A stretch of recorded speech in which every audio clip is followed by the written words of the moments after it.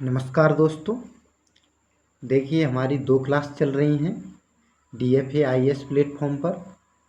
एक है हिंदी व्याकरण की क्लास और दूसरी हिस्ट्री की क्लास।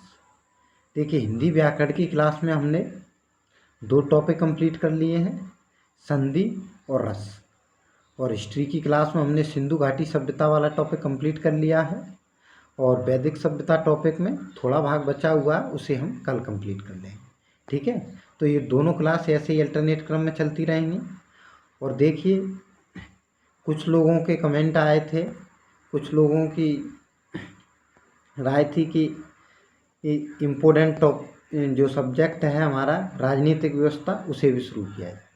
देखिए इसीलिए मैं आपके लिए राजनीतिक व्यवस्था लेकर आया हूँ और ये टॉपिक इसलिए महत्वपूर्ण है सब्जेक्ट, क्योंकि देखिए ये आपके MPPSC मेंस पेपर 2 और UPSC प्री और वनडे एग्ज़ाम सभी के लिए बहुत महत्वपूर्ण है ये सब्जेक्ट। इसमें से कोई भी एग्ज़ाम हो आपका, सभी में क्वेश्चन पूछे जाते हैं। ठीक है, तो वनडे एग्ज़ाम हो या MPPSC मेंस हो या प्रीलिम्स एग्ज़ाम हो, सभी के लिए इम्पोर्टेंट है ये सब्जेक्ट। तो इसे हम बहुत ध्यान से पढ़ेंगे और आज से स्टार्ट करेंगे। और ऐसे दोनों सब्जेक्ट के साथ हमारा ये भी सब्जेक्ट चलता रहेगा, तो आपको कोई भी परेशानी नहीं होगी और हम डिटेल में पढ़ते जाएंगे। ठीक है, तो मेंस और प्री सबकी दृष्टि से पढ़ेंगे इसे। ठीक है, तो डिटेल में पढ़ेंगे, किसी भी प्रकार की इस टॉपिक में आपको समस्या नहीं होगी और वो दोनों सब्जेक्ट भी हमारे चलते रहेंगे। ठीक है, तो आज हमने जो राजनीतिक व्यवस्था का पहला टॉपिक है संविधान, तो वो लिया है। हम पढ़ेंगे डिटेल से संविधान क्या है और इसके अतिरिक्त इसके सभी जो भी डायमेंशन होंगे वो सभी कवर करेंगे हम। ठीक है, तो चलिए स्टार्ट करते हैं हम संविधान क्या है। ठीक है, देखिए संविधान क्या है तो हम पढ़ते चलेंगे और समझते चलेंगे। संविधान किसी भी देश का वह मौलिक कानून होता है जो उस देश की सरकार के आधारभूत सिद्धांतों को प्रतिबिंबित करता है। यह सरकार के विभिन्न अंगों के मुख्य कार्यों तथा सरकार और नागरिकों के मध्य आपसी आदान प्रदान की रूपरेखा निश्चित करता है। देखिए सभी देशों ने संविधान का निर्माण किया है, हमने भी संविधान का निर्माण किया है। तो संविधान का निर्माण क्यों किया गया है, पहला प्रश्न हमारे समक्ष यही उपस्थित होता है कि भारत में संविधान का निर्माण क्यों किया गया। तो संविधान का निर्माण क्यों किया गया, इस प्रश्न का उत्तर देने के लिए हम देखिए 2-3 लाइनें पढ़ते हैं। इसमें बताया गया है संविधान क्या है और क्यों निर्माण किया गया है। संविधान किसी देश का मौलिक कानून होता है। तो देखिए किसी भी देश की अगर व्यवस्था चलाना है आपको, तो उसके लिए आपको आवश्यक है कोई कानून बनाया जाए और कानून बनाने के लिए आवश्यक है उसे किसी किताब में संहिताबद्ध किया जाए। तो ये संविधान कानून की एक किताब है जो उस देश की सरकार के आधारभूत सिद्धांतों को प्रतिबिंबित करता है। तो देखिए इसमें सरकार के सिद्धांत दिए गए आधारभूत कि इन सिद्धांतों के आधार पर सरकार कानून का निर्माण करेगी और उनका संचालन करेगी। तो वो सिद्धांत दिए गए हैं, वो संविधान है जिसमें ये सभी सिद्धांत वर्णित हैं। ठीक है, तो ये कानून की किताब है जिसमें सरकार के सिद्धांत हैं। ये बताया गया है कि सरकार के आधारभूत सिद्धांत कौन से हैं और किस प्रकार से इन सिद्धांतों के आधार पर सरकार बनेगी और सरकार का निर्माण होगा तथा कानूनों का संचालन किया जाएगा। ठीक है, यह सरकार के विभिन्न अंगों के मुख्य कार्यों तथा सरकार और नागरिकों के मध्य आपसी आदान प्रदान की रूपरेखा निश्चित करता है। तो इसमें सरकार के सभी अंग, जो भी सरकार के अंग हैं और उनके कार्य हैं, सबका विस्तृत रूप से वर्णन किया गया है संविधान में। तो देखिए हम समझेंगे सरकार के कौन कौन से अंग हैं। ठीक है, सरकार के 3 अंग समझते हैं हम, 3 अंग हैं, विधायिका, कार्यपालिका। ठीक है, इसको करके समझते हैं। देखिए सरकार के 3 अंग। नंबर 1 विधायिका, कार्यपालिका और न्यायपालिका।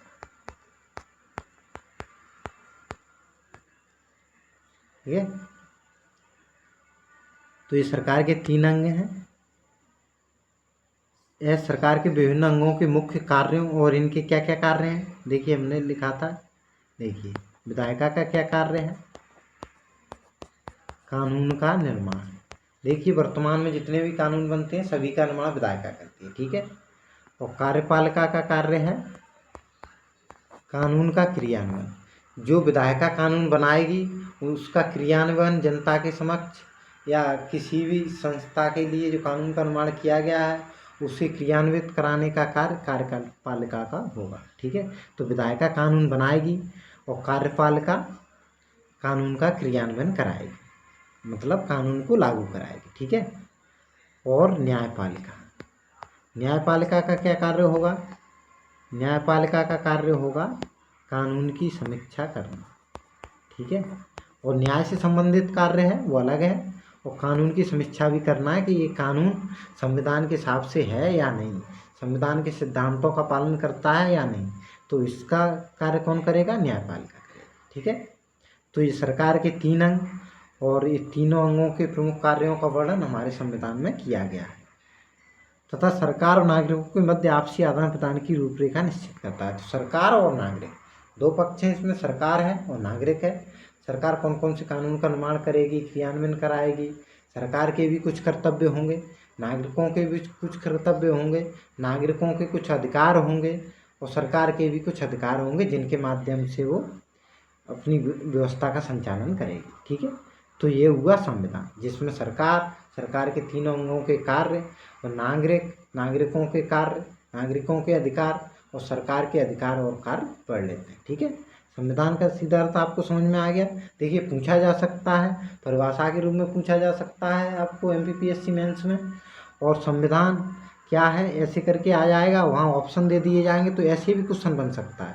तो आपको याद रखना है कि संविधान क्या है, संविधान सरकार के 3 अंगों के कार्यों का वर्णन है और नागरिकों और सरकार के मध्य आपसी संबंधों का वर्णन किया गया। ठीक है, तो ये फैक्ट हैं। देखिए न्यूजीलैंड एवं ब्रिटेन को छोड़कर संसार के सभी लोकतांत्रिक देशों में एक लिखित संविधान है। देखिए न्यूजीलैंड और ब्रिटेन में लिखित संविधान नहीं है क्योंकि देखिए जनसंख्या कम है और एकात्मक व्यवस्था है, वहाँ लिखित संविधान की आवश्यकता नहीं है। ये देखिए, बल्कि अन्य लोकतांत्रिक देश हैं जो भी, जैसे भारत है तो यहाँ लिखित संविधान है, बाकायदा लिखा गया है संविधान, किताब है एक संविधान की, तो यहाँ लिखित संविधान। और ऐसे अन्य भी देश हैं, अमेरिका है, फ्रांस है, सभी लोकतांत्रिक देशों में लिखित संविधान है, लेकिन न्यूजीलैंड और ब्रिटेन में लिखित संविधान नहीं है। तो ये फैक्ट है, याद रख लेना। भारत में एक विस्तृत लिखित संविधान को अपनाया गया है। इसका निर्माण एक संविधान समिति द्वारा किया गया था जिसकी स्थापना इसी उद्देश्य से की गई थी। इसके अतिरिक्त देश की ऐतिहासिक पृष्ठभूमि ने भी देश के संविधान को प्रभावित किया है। भारत के संविधान को समझने के लिए ब्रिटिश शासनकाल में हुए संवैधानिक विकास के बारे में संक्षिप्त जानकारी प्राप्त करना उचित होगा। तो ये संक्षिप्त जानकारी हम प्राप्त कर लेंगे। ठीक है, तो ये भारत में विस्तृत लिखित संविधान को अपनाया गया है। देखिए विस्तृत क्यों है, ये देखिए 12 अनुसूचियाँ हैं और लगभग 450 के लगभग अनुच्छेद हैं भारतीय संविधान में। मूल संविधान में 395 अनुच्छेद और 8 अनुसूचियाँ थी, और जबकि वर्तमान में बढ़कर के 12 अनुसूचियाँ और लगभग 450 के लगभग अनुच्छेद हैं। तो ये विस्तृत संविधान है जो भारत में अपनाया गया। ठीक है, और भारतीय संविधान का निर्माण संविधान समिति का निर्माण किया गया था, उसने संविधान का निर्माण किया। ठीक है, और ये संविधान समिति संविधान निर्माण के लिए उद्देश्य से गठित की गई थी। ठीक है, इसके अतिरिक्त देश की ऐतिहासिक पृष्ठभूमि ने भी देश के संविधान को प्रभावित किया। तो ऐतिहासिक पृष्ठभूमि रही है, जैसे अंग्रेजों का शासनकाल रहा है तो वहाँ पता था देखिए नागरिकों के अधिकारों का कितना हनन किया गया है। तो हमारे पूर्वजन जो विशेषज्ञ थे, विषय विशेषज्ञ, उन्होंने सोचा, अनुमान लगाया कि नागरिकों के अधिकार को सही से वर्णित किया जाए, जिससे जनता के अधिकार सामने हों जनता के, और उनका पालन किया जाए। तो इसीलिए लिखित संविधान अपनाया गया है, उसमें नागरिकों के अधिकारों को सम्मिलित भी किया गया है। सभी व्यवस्था अपनाई गई है, जैसे संसदीय व्यवस्था है, अनुभव था हमें ब्रिटिश काल से, और उस व्यवस्था को हमने संविधान के माध्यम से अपना लिया। ठीक है। भारत के संविधान को समझने के लिए ब्रिटिश शासनकाल में उस संविधान विकास के बारे में संक्षिप्त जानकारी, तो ये हम पढ़ेंगे आगे और समझते जाएंगे। ठीक है। तो ये देखिए फैक्ट हैं, कुछ फैक्ट होंगे वहाँ मैं बताता चलूँगा। ये वनडे एग्जाम की दृष्टि से महत्वपूर्ण रहते हैं फैक्ट। कोई भी वनडे एग्जाम हो, आपको ये फैक्ट याद करना है। ठीक है। तो ये फैक्ट होंगे, वहाँ मैं बताता चलूँगा, ये फैक्ट इम्पोर्टेंट। ठीक है। जो संविधान सभा अविभाजित भारत की निर्वाचित की गई थी, भारत के प्रभुत्व संपन्न संविधान सभा के रूप में पुनः सम्मिलित की गई। देखिए जब अविभाजित भारत था, मतलब पाकिस्तान अलग नहीं हुआ था, तब एक संविधान सभा निर्वाचित की गई थी। लेकिन जब पाकिस्तान अलग हो गया तो उसमें कुछ सदस्य पाकिस्तान के लिए संविधान का निर्माण करेंगे और कुछ भारत के लिए करेंगे। तो कुछ सदस्यों की संख्या कम हो गई थी। ये देखिए पाकिस्तान में पड़ने वाले क्षेत्र के सदस्यों के निकल जाने से संविधान सभा में सदस्यों की संख्या 299 रह गई। तो पहले सदस्यों की संख्या अधिक थी, लेकिन पाकिस्तान का निर्माण हो गया तो सदस्यों की संख्या कम रह गई। ठीक है। तो ये संविधान सभा का कार्यकाल दिया गया, कितने समय में संविधान का निर्माण पूरा हुआ था। ये देखिए 2 वर्ष 11 महीने 18 दिन। फैक्ट के रूप में पूछा जा सकता है ये छोटे वनडे एग्जाम में कि संविधान निर्माण का कार्य कितने दिनों में संपन्न हुआ, तो आप बता सकते हैं 2 वर्ष 11 महीने और 18 दिन में। ठीक है। 26 नवंबर 1949 को भारतीय संविधान का निर्माण कार्य पूरा कर लिया गया। तो 26 नवंबर 1949 को भारतीय संविधान का निर्माण पूरा हो गया। ठीक है। तो फैक्ट में पूछा जा सकता है कि भारतीय संविधान का निर्माण कब पूर्ण हुआ, तो आपको आंसर लगा देना 26 नवंबर 1949। देखिए फैक्ट होते हैं, ये डेट वगैरह हैं, तो आपको थोड़ा बहुत याद कर लेना है, 2-4 बार देखेंगे अपने आप याद हो जाती हैं। ठीक है। इनकी ज़्यादा टेंशन लेने की ज़रूरत नहीं होती है, हमें समझना होता है चीज़ों को, तो उससे हम रिलेट करके आसानी से कोई भी आंसर लगा सकते हैं। ठीक है। संविधान के कुछ प्रावधान 26 नवंबर 1949 को लागू कर दिए गए और शेष 26 जनवरी 1950 को लागू हुआ। 26 जनवरी 1950 को संविधान के परिवर्तन की तारीख है। तो देखिए कुछ अनुच्छेद थे जिन्हें संविधान 26 नवंबर 1949 को लागू कर दिया गया और संविधान को लागू कर दिया, लेकिन जो बड़ा भाग था संविधान का वो 26 जनवरी 1950 से लागू हुआ। ठीक है। तो याद रखेंगे ये हम कि संविधान के प्रावधान को 26 नवंबर 1949 को लागू हुए और कुछ प्रावधान 26 जनवरी 1950 को। ठीक है। देखिए 13 दिसंबर 1946 ईस्वी को पंडित जवाहरलाल नेहरू ने संविधान सभा में ऐतिहासिक उद्देश्य प्रस्ताव प्रस्तुत किया, जिसे 22 जनवरी 1947 को संविधान सभा ने स्वीकार कर लिया। तो ये 13 दिसंबर को जो दूसरी बैठक हुई थी संविधान सभा की, पहली बैठक देखिए 11 दिसंबर को हुई थी, दूसरी 13 दिसंबर को। इसी में उद्देश्य प्रस्ताव प्रस्तुत किया गया था। तो फैक्ट में पूछा जा सकता है उद्देश्य प्रस्ताव पंडित जवाहरलाल नेहरू ने प्रस्तुत किया था, वो संविधान सभा की किस बैठक में प्रस्तुत किया था। तो ये संविधान सभा की दूसरी बैठक हुई थी 13 दिसंबर को। तो याद रख लेना है, और जब भी फैक्ट पूछा जाए तो आपको आंसर लगा देना है। ठीक है। वो उद्देश्य प्रस्ताव किसने प्रस्तुत किया था, पंडित जवाहरलाल नेहरू ने। तो ये फैक्ट है, याद रखना है। ठीक है। उद्देश्य प्रस्ताव में भारत के भावी संप्रभुता संपन्न लोकतांत्रिक गणराज्य की रूपरेखा दी गई थी। इसमें एक संघीय व्यवस्था की परिकल्पना थी, जिसमें अवशिष्ट शक्तियां प्रांतों के पास होंगी। सभी नागरिकों को सामाजिक, आर्थिक और राजनीतिक न्याय, कानून और अवसर की समानता, विचार, पूजा, व्यवसाय, कार्य की स्वतंत्रता की गारंटी दी गई। और इसके साथ ही अल्पसंख्यकों, पिछड़ों तथा जनजातीय क्षेत्रों तथा दलितों एवं अन्य पिछड़े वर्गों के लिए पर्याप्त आरक्षण रखा गया। तो ये उद्देश्य प्रस्ताव है, ये आप देखना वहाँ दिया गया है उद्देश्य प्रस्ताव। तो इस उद्देश्य प्रस्ताव में जो संविधान की समरी थी वो प्रस्तुत की गई थी। तो इसमें कौन कौन सी बातें होंगी संविधान में, इन बातों पे जिक्र किया गया था। तो मूल बातें थी संविधान में वो कौन कौन सी, लोकतांत्रिक गणराज्य होगा संविधान, एक संघीय व्यवस्था होगी, अवशिष्ट शक्तियाँ प्रांतों के पास होंगी, लेकिन ये देखना तब प्रांतों के पास थी, लेकिन ये अवशिष्ट शक्तियाँ वर्तमान में संसद के पास है। ठीक है, संसद देश में कानून बना सकती है। ठीक है, याद रखना है, प्रांतों के पास उद्देश्य प्रस्ताव प्रस्तुत किया गया था तब थी, लेकिन वर्तमान में ये अवशिष्ट शक्तियाँ केंद्र के पास है, संसद के पास है। ठीक है, संसद कानून का निर्माण करती है इन पर। सभी नागरिकों को सामाजिक, आर्थिक और राजनीतिक न्याय, कानून और अवसर की समानता। तो ये देखना, ये मूल अधिकार दिए गए हैं कुछ, कानून और अवसर की समानता। आप मूल अधिकार पढ़ेंगे तो इसमें कानून और अवसर की समानता की बात की गई है, और वहीं पूजा व्यवसाय कार्य की स्वतंत्रता की बात की गई है। और देखिए, अल्पसंख्यकों, पिछड़े तथा जनजाति वर्गों के लिए यहाँ आरक्षण का प्रावधान भी बाद में संशोधन करके जोड़ दिया गया। तो ये सब समरी है संविधान की, कि संविधान कैसा होगा, क्या क्या बातें सम्मिलित होंगी संविधान में, ये सब उद्देश्य प्रस्ताव में प्रस्तुत किया गया था। ठीक है, या तो हम बाद में इसे डिटेल में समझ लेते हैं, या थोड़ा बहुत अभी समझ लेते हैं, जिससे आपको थोड़ा बहुत समझ में आ जाएगा, और बाकी का हम डिटेल में समझते जाएंगे। ये सब विस्तृत रूप से पढ़ेंगे। ठीक है, तो मैं कुछ कुछ बातें बता देता हूँ आपको। ये देखिए, लोकतांत्रिक गणराज्य, ये देखना, याद रखना, लोकतांत्रिक गणराज्य का अर्थ है, ये देखिए, लोकतांत्रिक सरकार होगी, मतलब जनता द्वारा चुने गए प्रतिनिधि होंगे, जनता द्वारा चुने गए प्रतिनिधि। तो वर्तमान में आप देखेंगे जो भी सांसद विधायक चुने जाते हैं वो जनता द्वारा चुने जाते हैं। ठीक है, ये जैसे लोकसभा का चुनाव देखिए जनता द्वारा होता है, लोकसभा राज्य विधानसभा का सीधे जनता चुनती है। ठीक है, तो ये लोकतंत्र है। और गणराज्य का अर्थ है कि राज्य का प्रमुख प्रत्यक्ष अप्रत्यक्ष रूप से जनता द्वारा चुना जाए। ठीक है, गणराज्य। जैसे राज्य का प्रमुख कौन है, राष्ट्रपति। तो राष्ट्रपति जनता द्वारा अप्रत्यक्ष रूप से चुने जाते हैं। ठीक है, अप्रत्यक्ष का मतलब है जनता स्वयं भाग नहीं लेती है। जैसे लोकसभा का चुनाव होता है तो जनता स्वयं मत डालती है, जबकि अप्रत्यक्ष चुनाव होता है तो इसमें जनता स्वयं भाग नहीं लेती है, लेकिन जनता के द्वारा चुने हुए प्रतिनिधि भाग लेते हैं। तो जनता द्वारा प्रतिनिधि कौन है, लोकसभा और राज्यसभा के सदस्य हैं और विधानसभा के सदस्य हैं। तो ये सब जनता द्वारा चुने गए प्रतिनिधि हैं। तो ये राष्ट्रपति के चुनाव में भाग लेते हैं और राष्ट्रपति का चुनाव करते हैं। ठीक है, तो ये अप्रत्यक्ष चुनाव हुआ राज्य के प्रमुख का।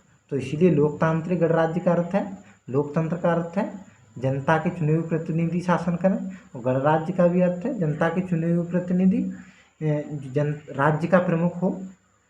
तो यहाँ जनता डायरेक्ट मत नहीं देगी, लेकिन अप्रत्यक्ष रूप से जो जनता के चुने हुए प्रतिनिधि हैं, जिन्हें जनता ने चयनित करके भेजा है, तो वो राष्ट्रपति का चुनाव करेंगे। ठीक है, तो ये राज्य का प्रमुख होगा, वो जनता द्वारा चुना जाता है अप्रत्यक्ष रूप से। ये बात याद रखना है। ठीक है,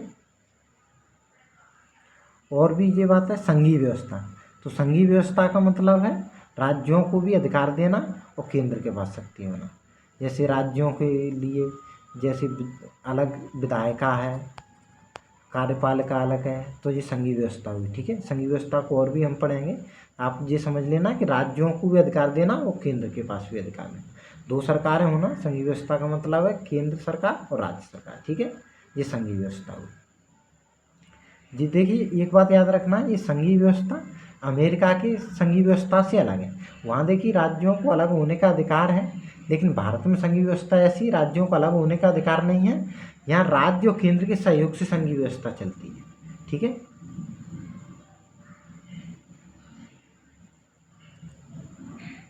और ये अवशिष्ट शक्तियाँ देखिए, जो सूचियाँ हैं हमारी, ये देखिए, केंद्र सूची या संघ सूची कहें इसको, संघ सूची, राज्य सूची और संबंधी सूची। तो इसमें विभाजन किया गया, 3 सूचियां हैं। ये संघ सूची है, इस पर केंद्र कानून बनाएगा। राज्य सूची में जो विषय होंगे उस पर राज्य कानून बनाएगा। संबंधी सूची पे जो कानून होंगे उसमें केंद्र और राज्य दोनों मिलकर कानून बनाएंगे। लेकिन एक बात याद रखना है, जब भी संबंधी सूची के विषय पर कानून बनेगा तो केंद्र और राज्य दोनों बना सकते हैं, लेकिन जब भी कोई केंद्र ने कानून बनाया है और राज्य के कानून का विरोध करता है तो केंद्र का कानून मान्य होगा। यहाँ केंद्र को अधिक शक्तियाँ हैं संबंधी सूची के विषय पर। तो ये आपको याद रखना है, बाद में हम डिटेल में पढ़ेंगे, तो ये हम थोड़ा थोड़ा समझा रहा हूँ। जैसे 3 सूचियाँ याद रख लेना आपको, केंद्र सूची, राज्य सूची और संबंधी सूची, और एक अवशिष्ट शक्तियाँ हैं, इन पर कानून बनाने का अधिकार संसद को। तो याद रखना है, केंद्र सूची पर जो संघ सूची है या केंद्र सूची, इस पर कानून केंद्र सरकार बनाएगी, संसद बनाएगी। राज्य सूची पर राज्य सरकार या राज्य विधानमंडल कानून बनाएंगे, और संबद्ध सूची पर केंद्र सरकार या राज्य सरकार कोई भी कानून बना सकता है, लेकिन जब कानून में गतिरोध होगा तो केंद्र का कानून मान्य होगा, ठीक है, संसद का कानून, ठीक है। और अवशिष्ट शक्तियाँ भी बताई गई हैं। तो ये अवशिष्ट शक्तियाँ जो तीनों विषयों में कोई विषय सम्मिलित ना हो, ये तीनों सूचियों में, वो बचा हुआ विषय अवशिष्ट शक्तियों में आएगा, और इस पर कानून बनाने का अधिकार संसद को होगा, ठीक है। ये बात याद रखना है आपको, ठीक है। और भी हम पढ़ेंगे, आगे की क्लास हम अगले लेक्चर में करेंगे, ठीक है। तो ये हमने यहाँ तक समझ लिया है, और भी दोनों क्लास हैं वो भी चल रही हैं हमारी, और ये भी क्लास चलती रहेगी, ठीक है। तो आपको ये वीडियो शेयर लाइक भी कर देना है, और चैनल को देखिए सब्सक्राइब कर लेना है, जिससे आपको ये तीनों ही क्लास चल रही हैं, कोई भी वीडियो स्किप ना हो, और संपूर्ण तैयारी आपकी इसी प्लेटफॉर्म के माध्यम से हो जाए, ठीक है। तो यह ध्यान रखना है। धन्यवाद।